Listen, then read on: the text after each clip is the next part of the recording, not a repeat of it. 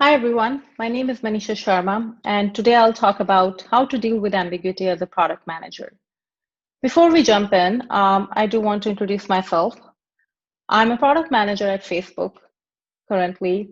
Before Facebook, I worked at Amazon for about 4+ years. And before Amazon, I worked for a few other companies as a product manager. I started my career as a developer, and a few years into my development role, I realized I enjoy building products end to end more. So I went to business school, got my MBA, and moved into product management function. And I've been enjoying it so far. So with that, let's get into the agenda for today. So we'll talk about a few things: core responsibilities of a product manager, key traits of a successful product manager, dealing with ambiguity, driving clarity and consensus, and finally, some parting thoughts. I will get to speak about why I chose this particular topic as we get through the slides. Core responsibilities of a product manager. Three things stand out: defining what to build, defining success, driving clarity and consensus while building the product. And as you can see at in all of these areas, there can be a lot of questions that need to be answered, a lot of decisions that need to be made.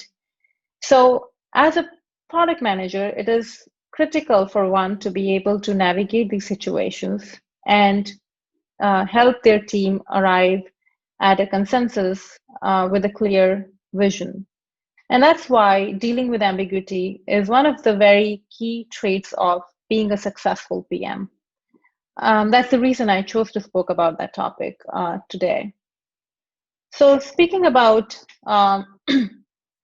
key traits of successful PMs, I do want to cover them quickly. Here are a few things that stand out to me for great PMs. Well, focusing on the customer, always starting with the customer first. Second is being able to think big ideas. The third is being able to deal with ambiguity.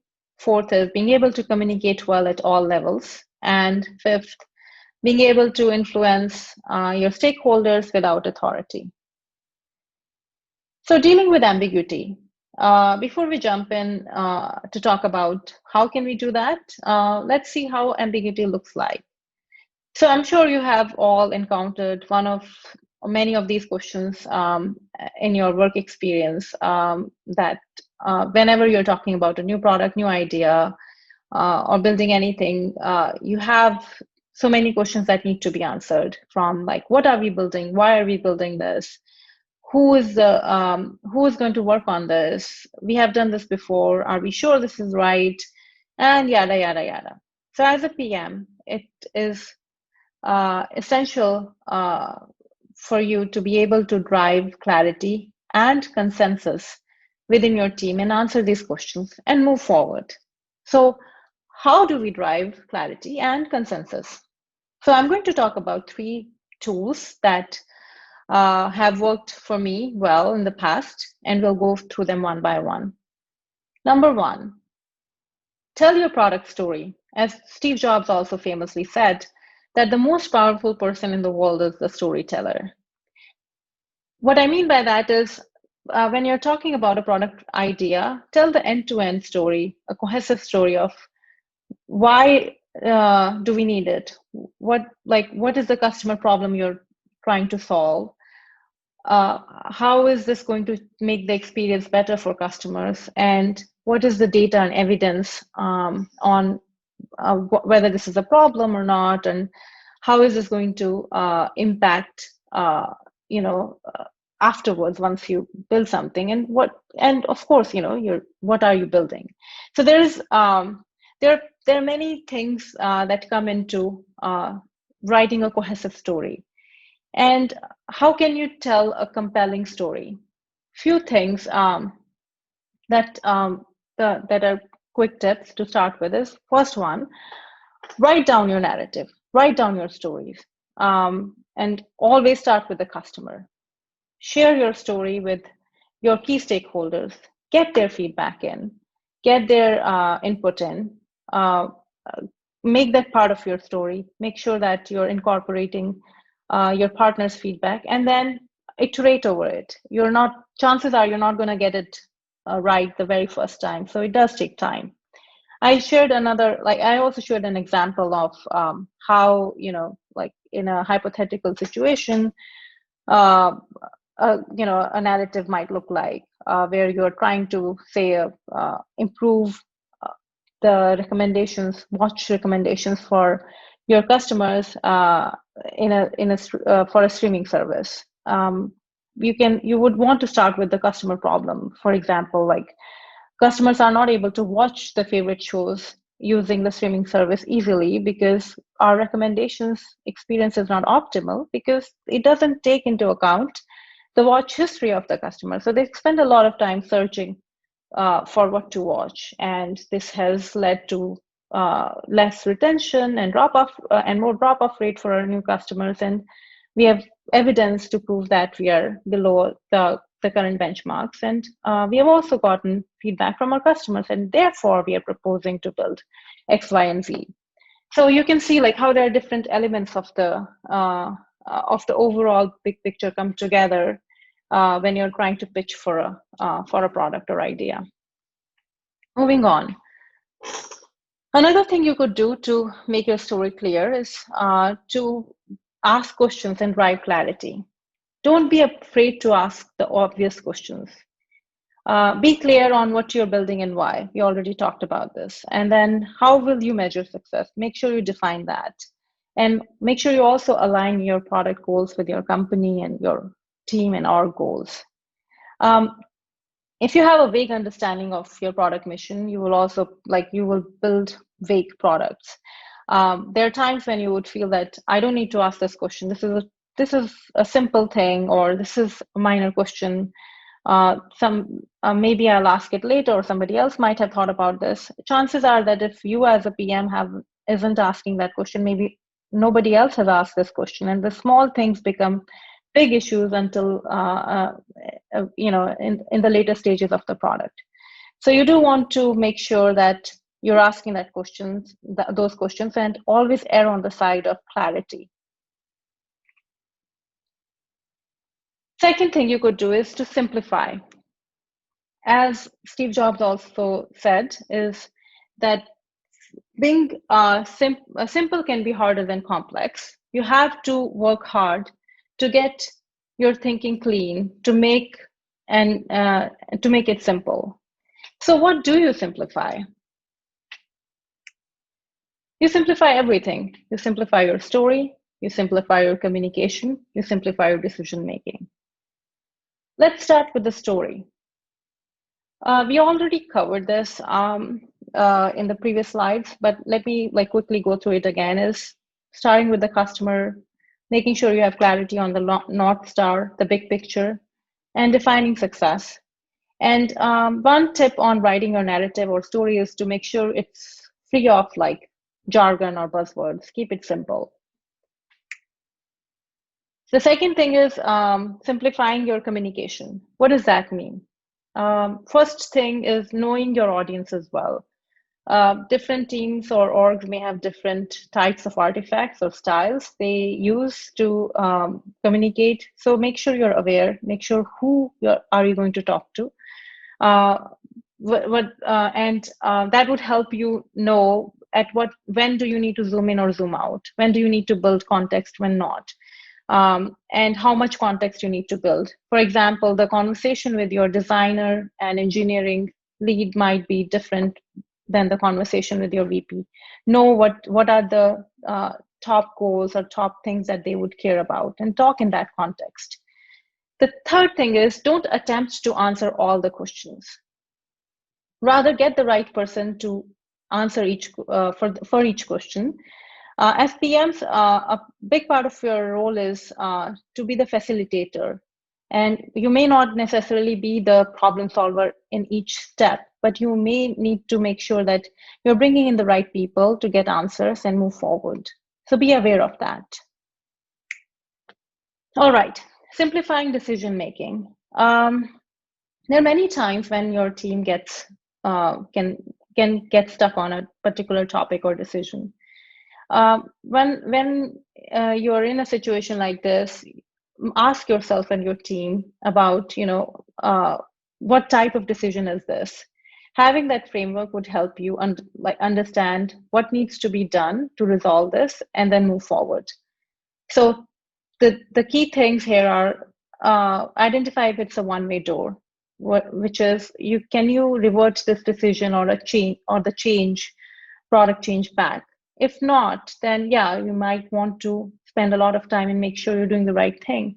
But if you can come back to it, or it's a measure, it's a question of experimentation, then you may want to move forward and move fast. Second thing is, again, make understand, can you fail fast in this and iterate? Can you experiment? The third is opinions versus facts. What are you debating about? Are we debating on people's opinion? Are we debating about some data or evidence we have? Because both of them would have different course of action. Sometimes when people are debating about something based on opinions, if this is something you could test out quickly, you would be able to resolve it quickly and move fast. So being aware of the conflict will help you make the right choice and move forward fast, and help simplifying your decision making. All right. The last thing is managing your stakeholders. How do you do that?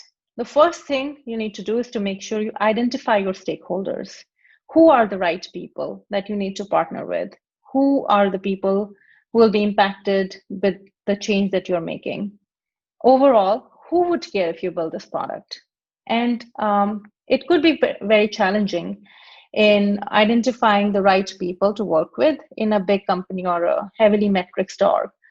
Start with a simple meeting, get some pointers, meet with people, and find out, because it will be very important for you to know who do you work closely with, from early in the process, so that you can bring them along for the journey. All right, talking about bringing them along for the journey, how do you do that? Co-create ideas and narrative with your stakeholders. Make them part of the process. Brainstorm with them. Get them ideate and get them develop the idea and products with you.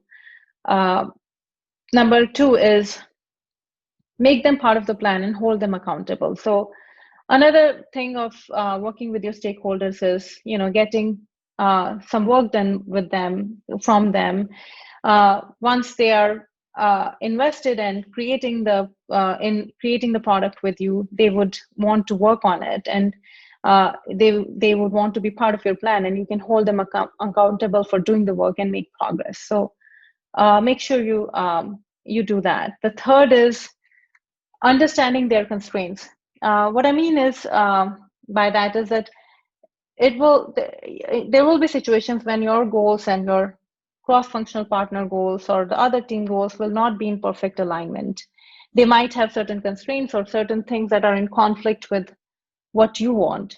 Understand those conflicts, make sure you call them out, make sure you have an honest and clear communication around it, and align on mutual goals. Establish something that is mutually beneficial and mutually agreed upon between your stakeholders and your team and yourself, and you can work on that.